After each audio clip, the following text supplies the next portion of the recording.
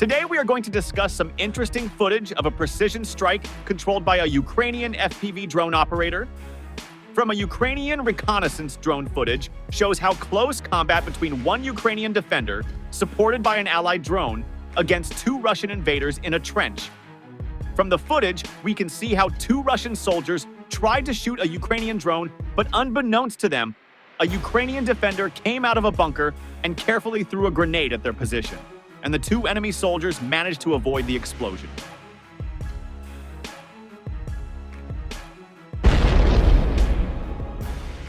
Not only that, the Ukrainian drone operator helped his partner by dropping grenade on the Russian soldiers' positions.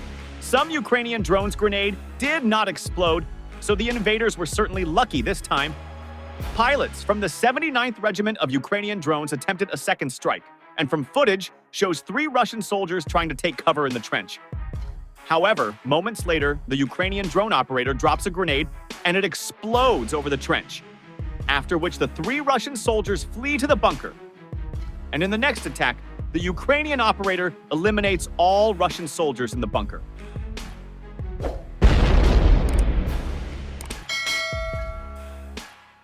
Until now, we can see in the war between Russia and Ukraine how a drone has become a powerful weapon for Ukraine. All operators on the front line continue to hunt down Russian invaders in battle. However, the Ukrainian troops also hunted down the Russian drone hunters in a footage seen the enemy troops thought they were well hidden and no one could see them. In one footage, the Ukrainian troops detected the Russian drone hunters standing outside the bunker. After they went inside, the Ukrainian troops flew FPV drones to blast the entire contents of the bunker, and smoke rose in the air.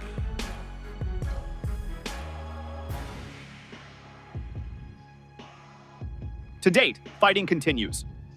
Two key roads near Velyka become focal points of a tactical chess match, with Russian forces seeking fire control amid strategic Ukrainian repositioning. Here, the Russians launched a series of massive assaults aimed at encircling Velyka, pushing hard to break through Ukrainian defenses and gain control. However, overextended logistics and vulnerable supply lines set the stage for the complete decimation of Russian forces, leaving them exposed to precise Ukrainian counterattacks.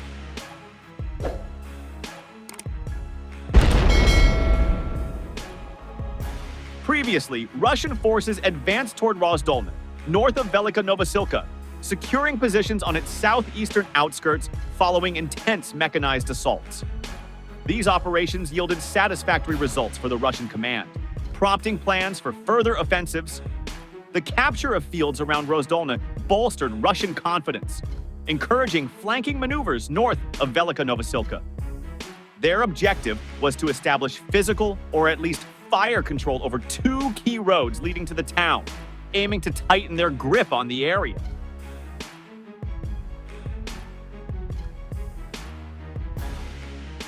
The redeployment of Ukrainian forces from Velyka to Kurakova further motivated the Russians to intensify their operations there.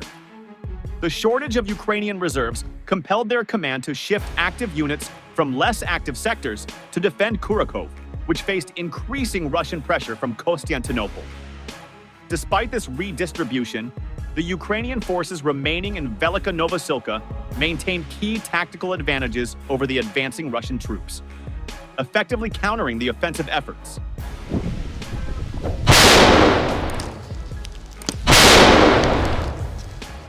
To deploy their forces to the front line, Russian troops must traverse long distances, often moving 10 to 20 kilometers along roads through open fields to reach staging grounds in Shakhtarsky and Zolota.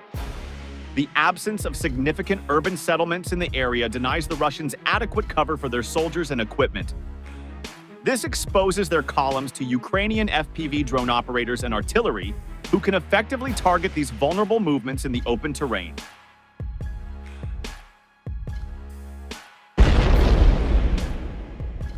Combat footage shows a Ukrainian strike on a Russian column of 6 vehicles preparing for an assault 15 kilometers from the front near Novomayorska.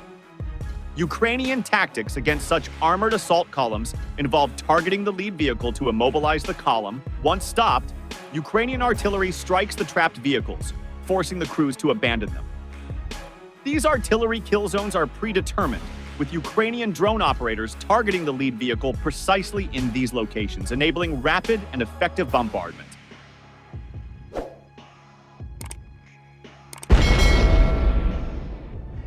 Any vehicles that attempt to advance further are subsequently neutralized with drone strikes on critical components such as the engine, ensuring the assault is thwarted.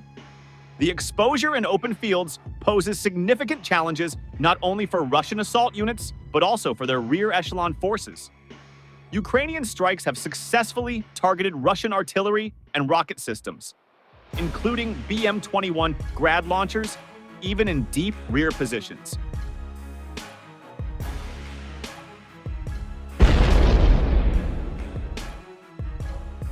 This approach enabled the Russian stormtroopers to slip through the eastern part of Rozdolna and initiate local clashes.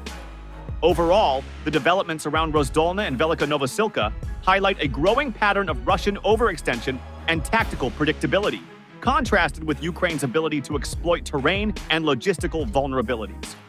While the Russians have managed limited gains, their reliance on exposed mechanized columns and repeated frontal assaults reveals a strategy strained by logistical inefficiencies and a lack of adaptability.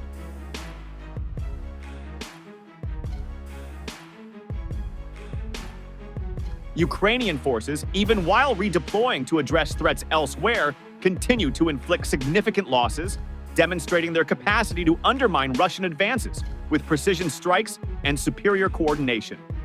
It cannot be denied that Russia continues to suffer losses.